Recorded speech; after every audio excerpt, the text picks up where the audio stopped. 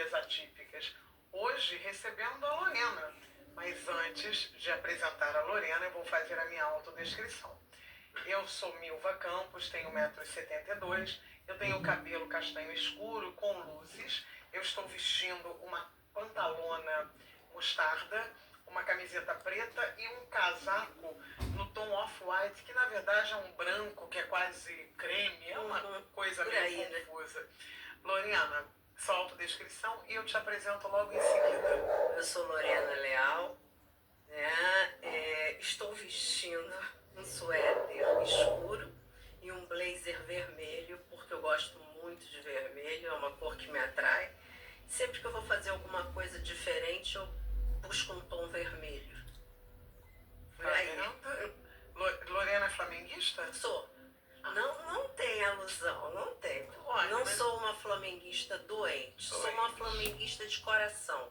Em memória do meu pai, que já não está mais aqui, mas que o Flamengo era uma felicidade muito grande para ele. Eram os momentos que ele era mais feliz. Então eu tento honrar isso, já que ele não está mais aqui. É isso, eu descobri logo que a gente tinha alguma coisa em comum. Bom, a Lorena ela é psicóloga, ela é mãe da Carolina, 19 anos, que está dentro do espectro autista no nível suporte 3, né? E além disso, ela é uma das autoras desse livro aqui que está em minhas mãos, que ela muito delicadamente trouxe para mim, que se chama A Vida em Fatos Reais, que é uma promoção da APAI, né? Sou Pai Rio, que é a Associação de Pais e Amigos Excepcionais. Bom, você me contou, né, que a gente vai falar do livro depois, mas vamos começar. Você falou que você queria engravidar e você tentou. Quando você desistiu, a Carolina veio. Exato. Você tinha 35 anos. 36, mais exatos. Aí, qual foi o primeiro grande desafio dessa maternidade? Primeiro eu fiquei em choque, porque como já tinham sido muitas tentativas que não tinham tido êxito, a gente ficou tranquilo, já não ficou preocupado com a coisa e a coisa fluiu. Então me pegou já fora de sintonia, né? Mas eu levei tranquilamente, não tive problemas de saúde, nenhuma intercorrência, tive apoio tanto de família, apoio do marido, no caso, pai da minha filha. Gravidez tranquila, sem intercorrências? Sem nada. E aí a Carolina nasce e o que acontece com ela logo de cara, você me contou? O que aconteceu foi que logo, segundo mês de vida, né, não fui nem eu que observei isso, eu não tinha contato com crianças, então a minha observação para criança era zero. O pai dela observou um dia com ela no colo, na janela, uma membrana, né, uma transparência meio opaca num dos olhos dela. Aí me chamou, Lorena, vem ver isso aqui. Aí eu falei, você tá vendo coisa? Porque eu realmente não estava vendo. E eu estava também muito atarefada com aqueles primeiros dias, vinda da maternidade, criança mal abre o olho, né? Aí falou, não, temos alguma coisa aqui sim. Aí começou a nossa odisseia nos oftalmologistas do Rio de Janeiro. Porque, a princípio, os oftalmologistas de plano, essas coisas assim, estavam tendo muita dificuldade em fazer um diagnóstico do que era aquilo no olho dela. Depois de muito rodar, a gente foi parar no Mário Mota, que na época era do Colégio Brasileiro de Cirurgiões aqui do Rio, que na mesma hora viu que realmente ela tinha uma má vascularização no olho, somada a uma catarata. Isso aconteceu dentro do meu ventre, né? Então, desse momento em diante, o que se pode fazer para recuperar alguma coisa da visão da Carolina? Porque já era certo que 100% não seria naquele olho. Então, era para salvar alguma coisa daquela visão. Então, em função disso, no primeiro ano de vida, ela passou por 3 cirurgias. 3 cirurgias com o mesmo objetivo. Por que 3? Porque a cirurgia acontecia, a gente ia para casa, recuperação. Quando tudo parecia que ia entrar nos eixos, o o organismo dela fabricava novamente aquela membrana. Até que depois da terceira cirurgia, o médico virou-se para mim e disse: Lorena, não vou mais operar a Carolina, porque a gente não tem certeza, pelo que a gente está vendo, as coisas não estão caminhando como a gente gostaria que fosse, e a gente pode terminar até comprometendo o desenvolvimento dela como um todo. Então, daí em diante, a gente deixou isso quieto, não mexeu mais, sabendo que ela não teria a visão do olho direito. O que faz o olho desenvolver é inclusive a luz, né? A luz do sol. Então, se não há vida naquele olho, ele não desenvolve. Tanto que um dos olhos dela é pequeno, é micro, porque ele não teve luz, né? No entanto, embora ela não tenha a visão do olho direito, ele é um olho que eu tenho que estar sempre atento, porque ele é um olho que pode dar, é como ele dizia na época, tem coisas que a gente escuta e não esquece, é como a asa de uma borboleta. Fique sempre atenta, problemas de infecção, essas coisas assim. E com isso, como também foi uma coisa desde sempre... É congênito, né, na congênito, verdade. ela aprendeu a se virar, vamos dizer assim, com uma vista só. Então ela não apresenta maiores problemas com relação a isso. Ela sobe escada, ela desce escada, porque foi sempre assim. É diferente de quando de repente você tem... É parte dela, então ali ela se relaciona bem. Aí aos 3 anos e meio vem o laudo, né? Sim. Que ela estaria dentro do espectro autista. Os laudos nessa época eram assertivos, e como foi esse segundo impacto na sua vida? Bom, eu quando a gente começou essa busca, é porque já estávamos observando que alguma coisa no comportamento dela e no desenvolvimento mesmo do bebê estava aquém do que se esperava, né? Então, procuramos na época uma neuropediatra de renome, vamos dizer assim, que diante da minha fala, das coisas que eu disse, colocando sempre o que aconteceu no primeiro ano de vida dela também, levava a crer que fosse um diagnóstico de autismo. Porém, eles não fecham imediatamente aquele diagnóstico, mas pedem que você, o mais rápido possível, comece a incentivar, trabalhar aquela criança, né? Para que ela se desenvolva o máximo que ela puder, fazendo uma terapia ocupacional, uma fonoaudiologia, ou seja, todas as terapias possíveis para que ela tenha uma qualidade de vida melhor, vamos dizer assim, né? E pouco tempo depois o laudo foi fechado. Não me foi algo assim que causou tanta surpresa, porque eu já estava observando algumas coisas que não eram comuns e eu não achei que estivessem ligado ao primeiro problema dela, que foi o olho, entendeu? Entendi. E até porque já conhecia, por ser psicóloga, se falava em autismo, não como se fala hoje em dia. Não com essa clareza de informação. Não era com essa clareza, mas já se sabia. Então, foi um baque? Foi. Mas o primeiro baque, para mim, foi bem pior. Até que você imagina uma pessoa recém, né? Exatamente, acabei de chegar da maternidade e já tem uma descoberta dessa natureza, né? Realmente.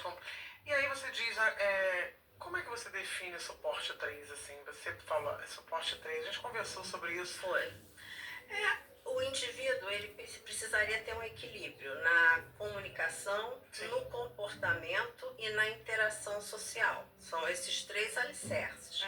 Quando eles estão comprometidos, é que você vai ver essa discrepância nos níveis. O nível 1, o comportamento, as emoções, elas têm um comprometimento mais leve. O indivíduo consegue caminhar sozinho, vamos dizer assim. Quando se trata de um nível 2 de suporte, ele caminha, mas precisa de um respaldo mais próximo. E no nível 3, esse respaldo é para a vida toda. Agora, não significa que às vezes as pessoas falam: ai, meu filho é autista nível 1, que bom. Não existe. Porque coisas que acontecem no nível de suporte 3 acontecem no 1 e no 2 também. Apenas pode ser numa frequência menor, alguma coisa assim mais suave, menos intensa, mas a barra é a mesma. Entendeu? Quem conhece o autismo sabe que todas essas características elas transitam ali nos níveis de suporte. E aí a sua vida mudou, deve ter mudado inteiramente, né? Até porque você me Sim. contou que você primeiro teve um apoio no início dos seus pais, né? Mas eles não, nesse momento, não estão mais aqui. Mas como é que foi a sua vida assim, a partir desse diagnóstico? Como é que foi essa mudança, que deve ter sido bem brusca? Foi uma mudança necessária. Eu tive, quando a gente tem que se reinventar por alguma causa, você vai. Você trabalhava nessa época? Como é que Não, era a eu sua já vida? eu estava um tempo sem trabalhar, Tá. mas eu pretendia retornar. Sim, E você isso queria foi cortado, exercer, né? Sim. Então, quando acontece uma situação dessa, você tem que dar uma guinada. Tem que tirar a força de dentro de você, a coragem, sabe lá o que for, para você poder fazer alguma coisa para que aquela pessoa tenha alguma qualidade de vida. Então, meu norte começou a ser totalmente ela. O que eu posso fazer? Que terapia a gente pode tentar? Onde é que a gente vai botar ela na escola? O que a gente pode fazer para ajudar ela? Entendeu? Foi uma transformação. Eu costumo dizer que eu era uma Lorena, né? Sempre que você tem um filho, nasce uma mãe, né? Mas essa mãe que normalmente nasce é uma mãe com planos, né? É uma mãe que tem ideias, que é que o seu filho, quem sabe, vai fazer isso, vai fazer aquilo, que meu filho... Mas quando você tem um filho com deficiência, você vive também um luto, porque você desejou um filho que não tivesse problemas. Então você precisa viver esse choque, o luto do filho que veio, que não era o filho esperado, se recompor desse luto e começar a caminhar numa outra direção que você não supunha que fosse acontecer com você, mas ela existe, então é pra frente que a gente vai. E você teve o apoio do pai da Carol? Sim, tive o apoio, embora a gente não estivesse mais juntos, né? E assim, a gente percebe que há alguma dificuldade, né, no âmbito masculino, às vezes, de lidar com algumas esferas de emoção. E aí, como é que você enxerga o posicionamento de alguns homens diante de uma dificuldade como, por exemplo, a deficiência? É meio difícil, os homens de repente vão achar que a gente está até rotulando. Sim. Mas é que, na sua maioria, eles têm muita dificuldade em lidar com situações desconhecidas, né? E que envolvam filho. Eu acho que fica muito complicado para eles. Eles não têm um preparo, uma bagagem. Às vezes até querem interferir ou fazer alguma coisa, mas é como se eles não tivessem os elementos necessários para atuar. Acho que nós nascemos com eles. De repente, a mulher nasceu com esse predicado e o homem nasceu com outros. Então dificulta.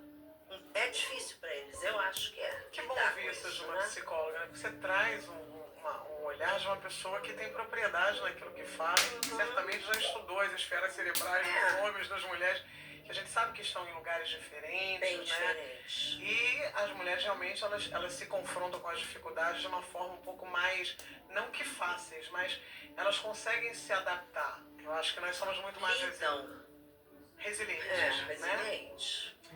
A gente estava conversando e você falou assim, antigamente as mães eram chamadas de guerreiras, mas eu nunca gostei dessa nomenclatura, desse adjetivo.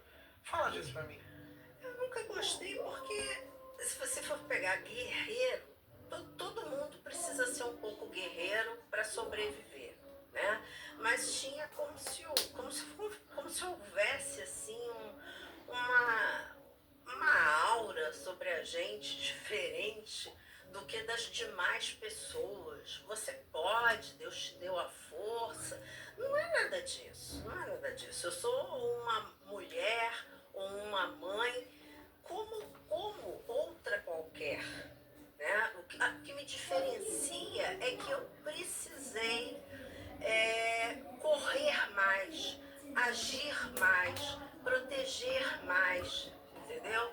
Então as pessoas acham que com isso você é uma guerreira. Não, eu acho que na verdade nós somos sobreviventes. Eu costumo dizer que o autismo foi um acidente nas nossas vidas. Né? Cheguei até a comentar isso com você. Sim. Acidente, qualquer pessoa pode estar passível de acontecer um Às acidente. vezes um filho com problemas com droga, com álcool, com Ou qualquer outra coisa, ou equipara até mesmo a um acidente. Você pega um avião, você vai para determinado lugar para você curtir suas férias. O objetivo é esse. Sim. Mas de repente esse avião cai. A gente vê acontecer esse tipo de fatalidade por aí, né? Então eu considero o autismo uma fatalidade que vai mudar a vida das pessoas que estão diretamente relacionadas com aquilo, mas elas vão seguir com muito mais dificuldade, com muito mais pedras pelo caminho, mas vão ter que seguir. Não tem opção. Então Não você tem acha como que soltar fora desse trem. todo ser humano, na verdade, o que você está me dizendo é que todo ser humano é um guerreiro, porque ele tem Sim, suas lutas, né? tem Então suas não só lutas.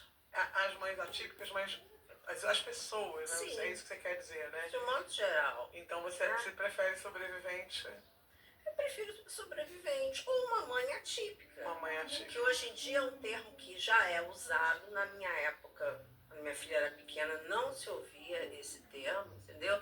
E às vezes, quando eu falo para alguém que não conhece ainda esse termo, eu sou uma mãe atípica, que nada, Lorena, você é uma mãe como outra qualquer. Não. A pessoa acha que eu estou me sendo ofendida com esse termo. Não, eu faço questão de dizer, eu sou uma mãe atípica porque eu sou mãe de uma pessoa com deficiência.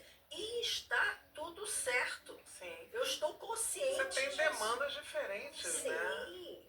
Então não é tapar o sol com a peneira. Você acha que as pessoas têm dificuldade com a realidade, Lorena? Muita dificuldade de aceitação daquilo que não é o comum, daquilo que foge à regra. Isso para a vida? Para a vida, entendeu? Para tudo. Então a gente tem dificuldade. Quais são, assim, os grandes desafios? Porque a gente fala muito do desafio do PCD, mas quais são os grandes desafios da Lorena? Da Lorena mulher, né, interna e externamente, que tem os desafios diários. Sim. Você falou para mim, Milva, eu acordo, e aí quando a Carol abre os olhos, eu já não tenho mais tempo para tomar café. Exatamente. Então me fala dos seus desafios internos, porque eu acho que aqui é o lugar da fala, né? Os desafios começam quando eu desperto. Porque por mais que eu tenha uma programação para aquele dia, nada me garante que vai sair dentro daquilo. E fatalmente não sai. Alguma intercorrência vai acontecer ali e a coisa não vai rolar bem como eu pretendia que ela acontecesse. Mas eu vou lidando, conforme ela vem para mim, eu aprendi, porque isso é um aprendizado, você não consegue fazer isso assim, com um estalo. Eu também vou em direção a ela e a gente começa naquela troca daquele mundo, como se eu penetrasse no mundo dela. Eu sei que é um mundo que lhe dá mais conforto, então eu vou lá sabendo que eu tenho que também estar atenta a algumas coisas para não deixar que ela domine.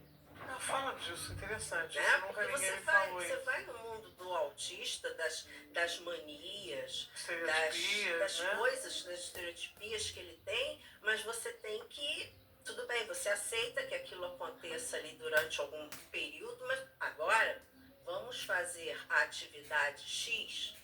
É preciso dar limites. Tem que ter um direcionamento. Tem que ter um direcionamento, senão ela te aprisiona ali. E você fica. Então não dá para dá um pouco às vezes de medo, quando você ainda tem pouca experiência, porque você sabe que você em algum momento vai ter que cortar o comportamento de uma pessoa que não compreende bem que aquele... Não compreende que aquele comportamento não é o comportamento que precisa ter e que, por não compreender, ela vai poder expressar isso de qualquer forma. Com raiva, com birra, com grito,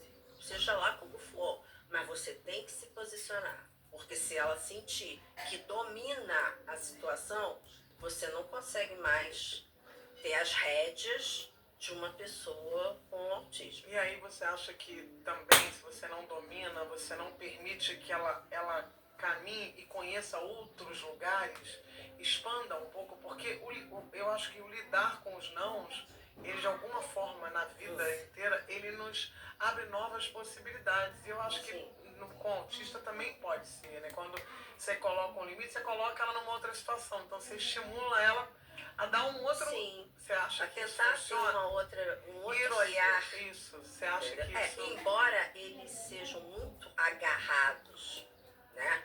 A forma deles serem, eu acho que deve sempre proporcionar isso.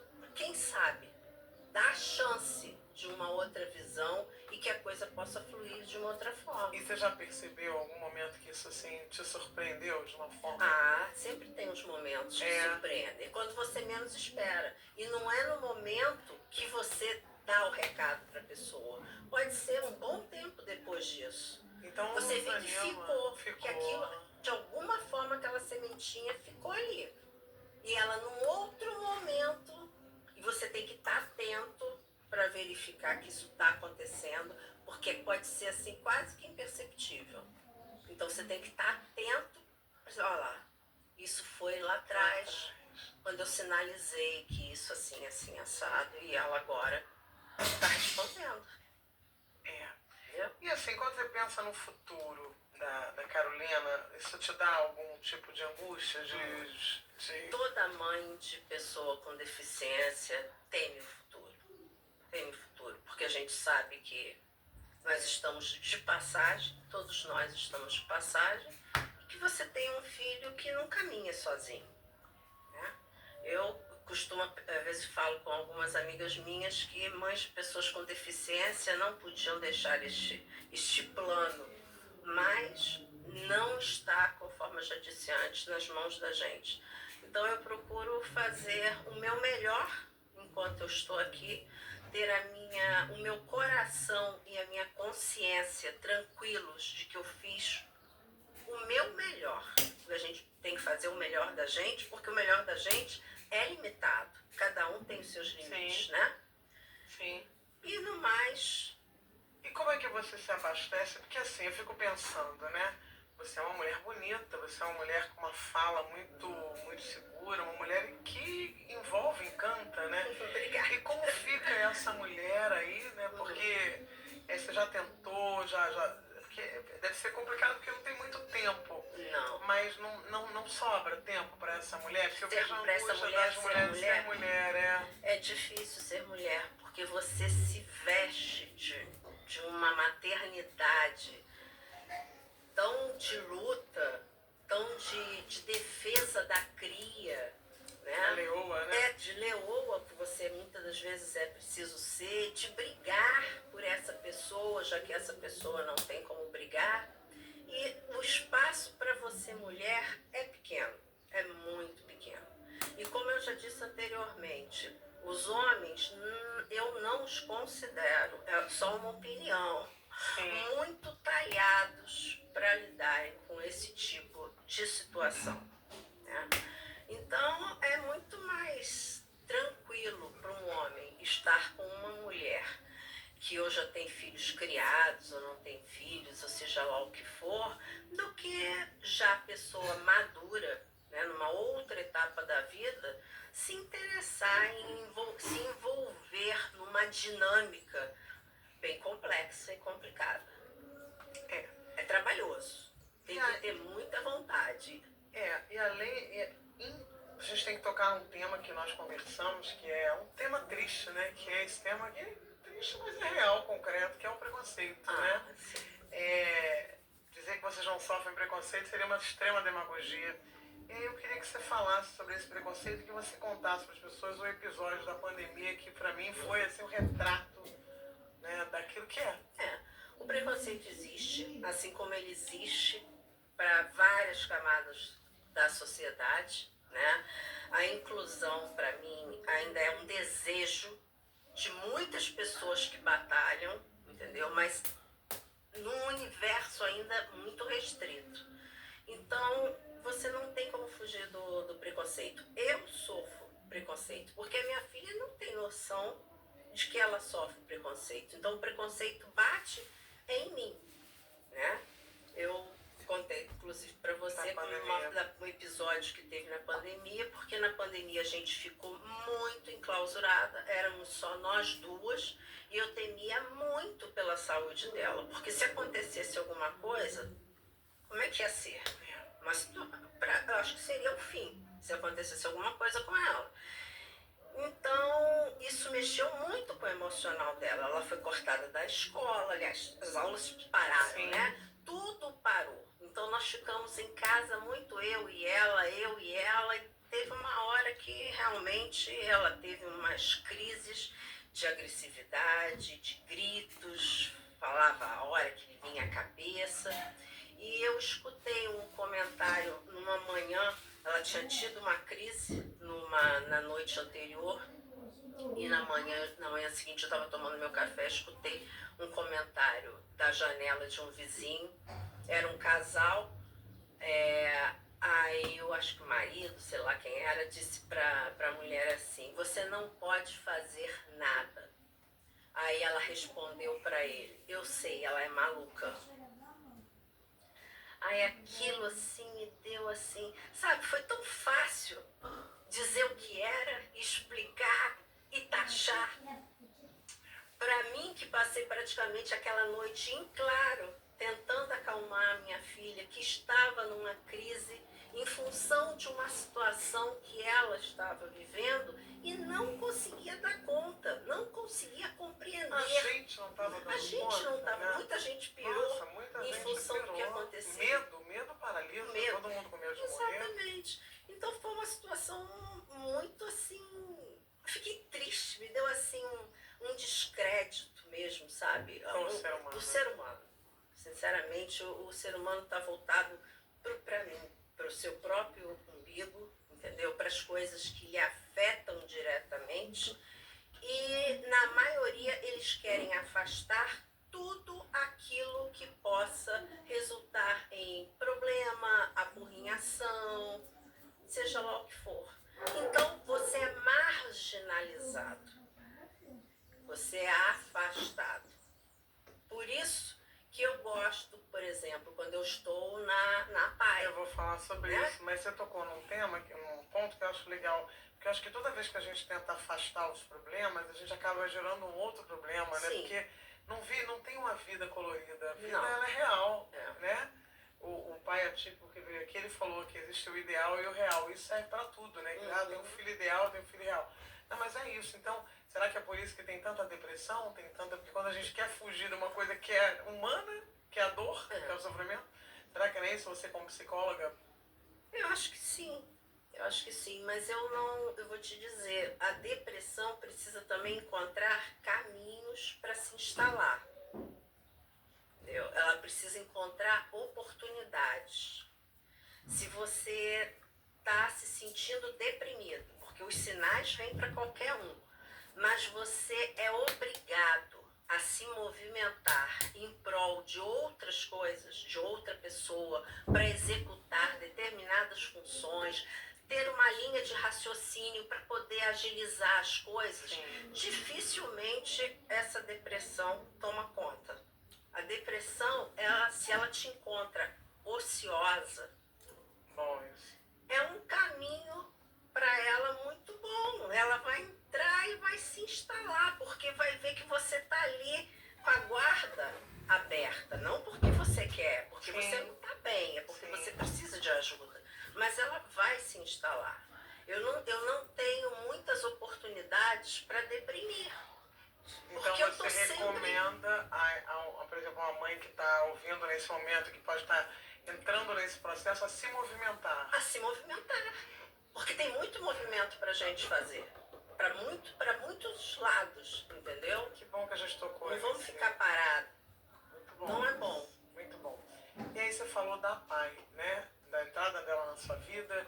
E eu queria que você falasse juntamente nesse link todo, primeiro, qual é a importância não só da PAI, mas de todas as pessoas que que executam esse trabalho de suporte, né? Uhum. E também da importância que teve esse livro aqui. A gente pode comprar esse livro? Pode, ele está à venda, por enquanto, até onde eu sabia, ele estava somente na PAI e ele ia ser colocado na internet. Mas como vai ter uma segunda edição agora nos 70 anos da PAI no final do ano, eu acredito que essa segunda edição deva ter uma expansão maior para venda. Mas eu posso te informar isso depois melhor. Então, assim, fala da PAI pra gente, dessa atuação de todas aquelas que, como a PAI, contribuem de forma muito positiva para esse universo todo. Acho que o principal é o abrir as portas, entendeu? É acolher sem questionamentos, sem por que isso, por que aquilo, você é assim, você é aquilo, como o mundo faz. Lá você é quem você é. Entendeu? Você é a mãe, você é a Lorena, lá é a Carol Leal, todo mundo chama ela lá assim. E lá nós nos sentimos pessoas comuns, diferente de quando eu estou no universo cá fora. É uma coisa mesmo de se sentir pertencer, como se eu me sentisse pertencente àquele mundo e não me sentisse pertencente a esse mundo de cá. E não se sente sozinha, né? E não se sente sozinha, porque você está com pessoas que desfrutam mais ou menos de situações que você também desfruta, passam por situações que você passa, conhecem, não exatamente, mas as tuas dores, e você conhece a dela.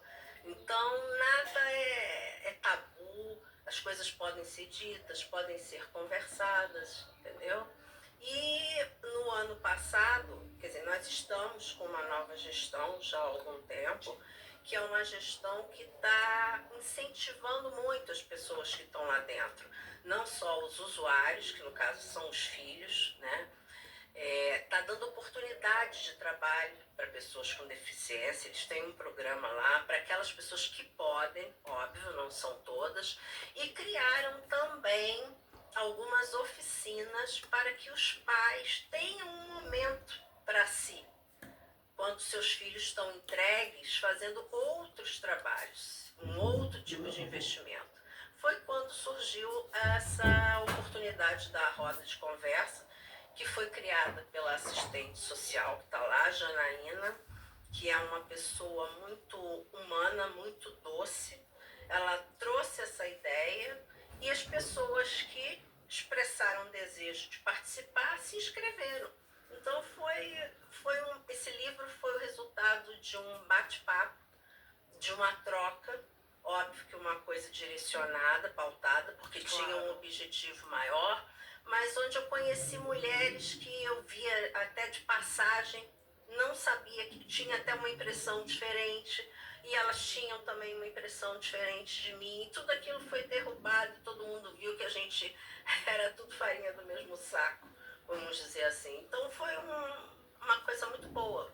Colocar para fora, eu acho que é sempre muito bom. Qual a importância? Você falou isso para mim, achei bem legal falar, né? A importância de externar, né? Externar, porque tudo que você consegue externar toma um outro valor. Você ficar com teus medos, com as tuas dúvidas, com as tuas angústias, tudo aquilo ali rodeando você no teu peito, isso vai no mínimo te adoecer. Com certeza vai. Alguma coisa vai pipocar no teu organismo.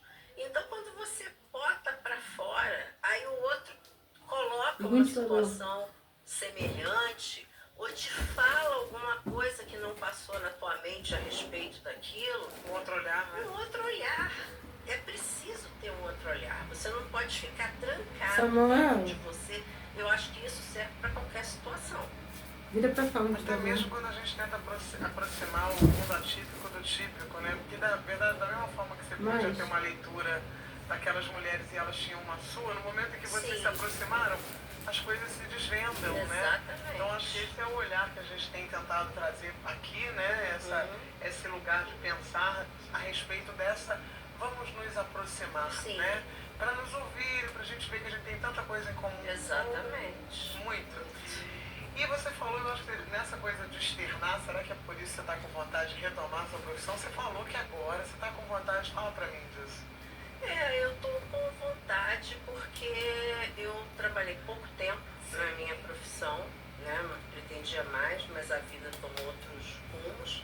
E agora surgiu uma oportunidade mesmo lá dentro da PAI de empreender para mães que querem empreender. E eu estou me preparando para voltar, né? Tentar uma tentativa de volta para fazer atendimentos online, né? Legal. Gostaria de poder dar um suporte maior para pessoas que têm uma família típica e para outras pessoas também. Não é uma coisa assim fechada. Eu gostaria de poder exercer A sua de um profissão. modo geral a minha profissão. E aquilo que você falou pra mim lá fora vale pra você nesse momento, né? A oportunidade, às vezes, de quando a gente recomeça, talvez hoje essa Lorena que vai voltar pra sua profissão, Não é uma é. mulher assim com uma Completa. potência muito maior pra. Não é aquela menina que quando a gente Isso. sai recém-formado de uma faculdade, que Sim. você não tem ainda maturidade, vivência, uma série de coisas, né? Sim. E deixa eu te perguntar, Carol estuda? Ela estuda, ela está numa escola do município, já tem uns 9 anos. Passamos por várias escolas particulares que se diziam inclusivas, mas que quando observavam, né, que realmente tinham um comportamento ali diferenciado, vinham até mim dizer: procure uma escola que esteja mais preparada para recebê-la, que tenha Escolas particulares e inclusivas. né? A gente fez algumas mudanças durante esses períodos, não tivemos sucesso, não achei que foi satisfatório.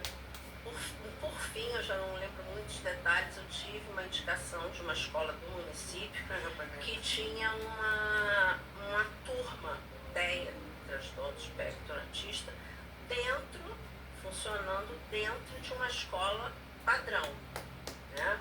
Uma turma específica, que vem sendo acompanhada também por uma mesma mestra ao longo desses anos, que adapta o conteúdo dela de acordo com o desenvolvimento de cada um. Mas é uma sala exclusiva. Sim, é para. uma turma exclusiva. Ali só tem pessoas com TEA.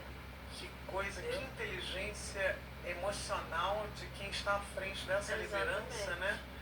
De propiciar, de repente, um ensino que se adapte, que estimule do jeito exato, né? E adequado para aquelas pessoas, né? É muito legal, parabéns a essa escola. Eu queria que você falasse para mim o que você acha que falta para que a sociedade se aproxime dos PCDs e principalmente, né, dos autistas, porque a tendência, a gente sabe que é uma projeção. É um aumento muito grande dessa população. O profissional médico disse para mim que em 2030, a cada 2, uma criança será autista. O que você acha que ainda falta e o que a gente pode fazer? Eu acho que tem um caminho tão longo pela frente, um caminho muito longo. Eu acho que para quem não convive, para quem não lida com isso, teria que se desarmar de muitas coisas para conseguir enxergar essa parcela da população. Entendeu?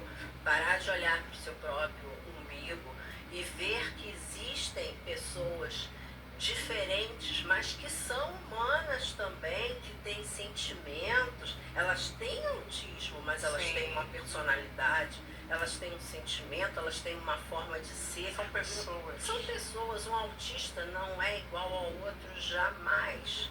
Você pode botar 1000 pessoas com autismo, você pode encontrar semelhanças e vai encontrar, mas cada um é um indivíduo. Mas o caráter da individualidade ele é preservado em qualquer situação. Mas quando você rotula, fica complicado. Então as pessoas precisariam se despir desses rótulos.